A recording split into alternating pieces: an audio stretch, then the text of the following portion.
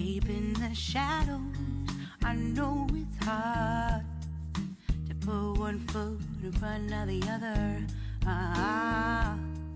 Hi guys, welcome to my channel. My name is Cecilia and I go by the name CeeChronicles across all my social media platforms. Now, if you're new on this channel, I post fragrance related content and would very much appreciate you joining the family by subscribing. And to those who are returning, thank you so much for coming back. I have fragrances that are smell alike to popular DNA, some which are expensive and some that are not so expensive. But I thought to give you recommendations, guys, of inspirations that are going to save you money when it comes to certain DNAs. Now, the very first one, guys, is going to be this Mocha from the house of Latafa. Now, Mora has got a silky rose one, which of course was targeted for women. This one, I believe, was targeted for men. However, it does give me unisex vibes, so I can totally wear this one. Now, Mora is built around the leather note. It's going to have some woods and some spices there, and it's going to have a fruity undertone. Gives me vibes that are similar to Halfeti. When I came with it, I told you that it gives me that Halfeti cedar and leather kind of combo, okay? However, the traces that you get in this will not, stray that much. It's going to give you that woody, beautiful, boozy, even fruity tone. This one does not claim to have plum, but there is something in here that comes off as plum. There is also something in here that comes off as cough syrupy, and I absolutely love this. So certainly get yourself Mocha if you're looking for something that's going to smell a lot like that Halfeti, right? Now, the next one is a new addition to my collection, which is this one from Alat Hayat, and this one's called Hayat. A fragrance that completely shocked me when I got it because I would have never guessed. This is a new release from the house of Alat Hayat. Now, granted, I do get something that feels like red fruits in this, but as it dries down, there's that unmistakable boozy thing that you get in Angel's Share, and it is that boozy thing that then holds this fragrance all through, okay? Although there's so many other options on the market there, I still recommend Hayat because the Alat Hayat fragrances usually, drop at a very affordable price. So that is the second pair. As for the third pair, the Anam from the house of Latafa, Athena from Maison Alhambra. Now, it was FOMO that made me buy Anam because I was saying to myself, if Latafa released a fragrance like Athena that smells exactly like Goddess, to an extent that rating it, I'll say 10 out of 10, then in Anam, I must expect fireworks, guys. Right, now Anam in itself is a very good fragrance, but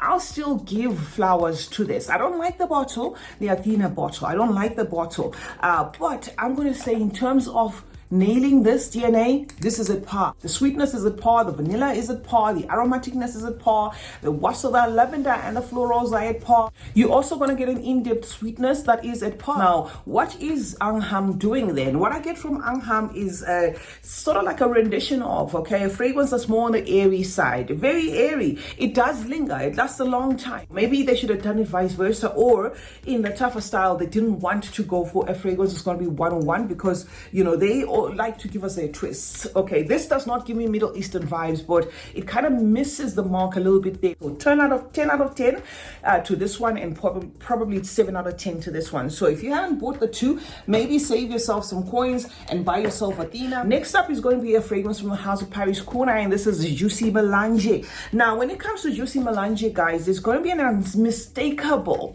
feel that you get in the aura that is in Juicy Malange. That Okmos, that green accord, that aromatic accord is exactly what you get in here. If they were in a factory and they somehow came up with something similar, kudos to them, but I cannot tell them apart, guys. If you love this, you can get this. It says Juicy Malange, but it's not like as in juvenile juicy. This gives me like a grown juicy, with that green earthy Okmos feel there. Just imagine like, a bottle of water with those green mossy weedy things, and that's what you get there. Nice. Acquired, but nice. So Juicy Malange from Paris Corner. The next one I do not have a fragrance to compare with, but I thought to drop it here nonetheless. Haramain Genoon Rose. Blossom Love is a fragrance that I did have in my collection for a while, but it was a vial that I got off Notino. And when I bought this one, truly speaking, guys, I did not know what it was drawing its inspiration from. I just said to myself, I need an Al Haramain in my collection, because the last Al Haramain I had, I actually gave away, okay, because it was a musky one and stuff. If you go on my Al Haramain playlist, you will know that I did feature a couple of Al Haramains, but nothing stayed, okay. Now this I love. If you love your fragrances built on a leather note, tonka, vanilla, spices, woods, you are certainly going to love this. Beautifully done fragrance, long lasting, a little bit grown, but it's nailing what it's going for to the T. So Janoon Rose from Al Haramain is going to remind you a lot of that Blossom Love or Love Blossom. I always get them twisted. Okay, now next up are going to be these two. Okay, this is one fragrance that's just been released. By just being released, I'm talking about, let's say, maybe 4 months old or something, from the house of Kly.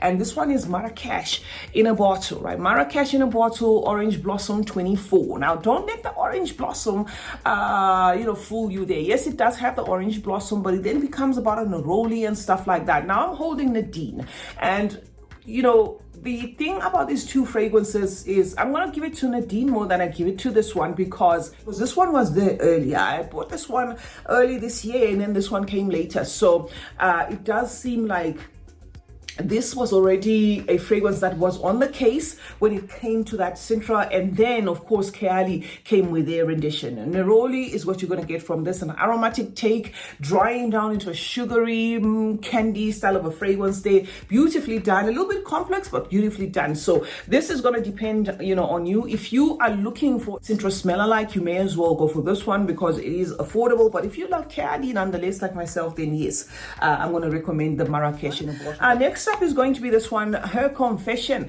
from the house of Lattafa. Her Confession was a fragrance that a lot of people wanted to get their hands on, and granted, because it does smell a lot like Blanche Betty. You like a milky note in your fragrance to be in the forefront. You like the florals, you like the tuberose. Performance and everything is at par. So yes, Her Confession, guys, draws its inspiration from Blanche Betty. The bottle is also a cherry on top, if you like dramatic bottles, of course. But if you don't like dramatic bottles, then you might find it doing a little bit too much. Now, the next combo is going to be Evoke. This is at par with Grigio. It's going to give you Okmos. It's going to give you a powdery feel. It's going to have the I think this one has a heliotrope, if I'm not mistaken, but it's very powdery, or violets or something like that. And it's going to have the patchouli. This one is 10 out of 10 to my nose. 10 out of 10 to my nose, guys. Now, the next lot is not new, okay, but I just thought to clue you up anyway. Aidian Sweet Surrender by Paris Corner smells a lot like Billie Eilish. A DNA that we have been given by Lattafa in that Nebros. So it's really going to be dependent on what you can get your hands on. But the very slight differences here are going to be the fact that I do get a lot more sugar from Sweet Surrender, but it dries down to that cacao. It dries down to those what fruit is there? Is it berries? Okay, and some citruses, as well as just a chocolate you wrap up all together. So this combo is here as a recommendation, depending on what you prefer, because the price point is not really that much, but I just thought to show you anyway. Okay, so Aidian Sweet Surrender by the House of Paris Corner smells a lot like Billie Eilish. All right, now, I have this singular one because the Kly one that I had, I no longer have.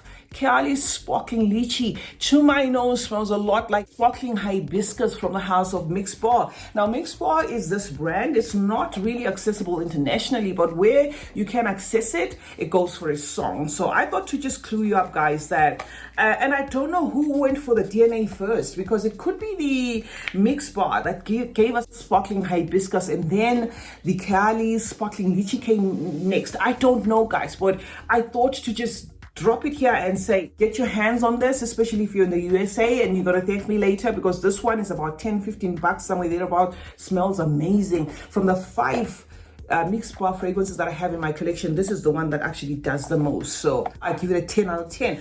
The next one is going to be this one, okay? This is another Ajmal. This Ajmal gold edition for her, to my nose, smells a lot like the YSL lip, but the intense. I have to emphasize that it's the intense that it smells like. But why am I holding the regular one? Is you're going to get wafts off nonetheless, okay? When I initially got this fragrance, it was giving me good girl vibes and the YSL, but not the intense. But because I've had it in my collection for over 2 years now, it has concentrated, it's thickened. And how do I know this? I know this because I don't have the lip intense, but I do have that Zara Golden Decade. And when I sniffed Zara Golden Decade before I pulled the trigger, I sniffed it at the same time with the lip intense. I'd actually left one store where I sprayed lip intense, and then I went and I sprayed the Golden Decade, and left nothing to the imaginations. Vanilla, some aromatic lavender, all the nice stuff, some other florals and stuff. So if you're looking for a fragrance that's going to smell similar to that, I'm not sure in terms of price point because Ajmals are not cheap as well, but I don't think the Ajmals, even though they're not cheap, would be at par with that lip intense. So you ought to try this. It's a 10 out of 10 for me. Okay, the last one on the lineup, guys, is going to be Montaine Coco. Montaine Coco versus Kly Utopia Vanilla Coco. When I purchased Utopia Vanilla Coco, purchased this one, and I was like, why does Montaine Coco remind me of Vanilla Coco? And then I did my research, because Montaine Coco is cut from that same cloth as Montao's Coco Vanilla.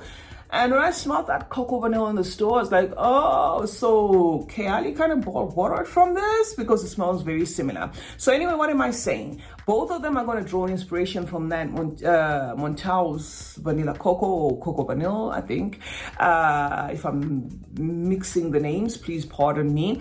And in as much as I'm going to give it to Kly for giving us a more refined juice, a more long-lasting juice, a more prominent coconut, very creamy there and well-rounded, once you spray this one and you're moving about, it's going to be very difficult for people to be able to tell them apart. They smell similar. They smell similar, you know, on the clothing there, both of them with that coconut in the center stage. So I thought to show you this once. So that's it, guys. My name is CeeChronicles. Thank you so much for joining me today. Remember to turn on post notifications, guys. That way you get to be notified anytime I upload a video. Like and share this one. And remember that smelling good is a form of good manners.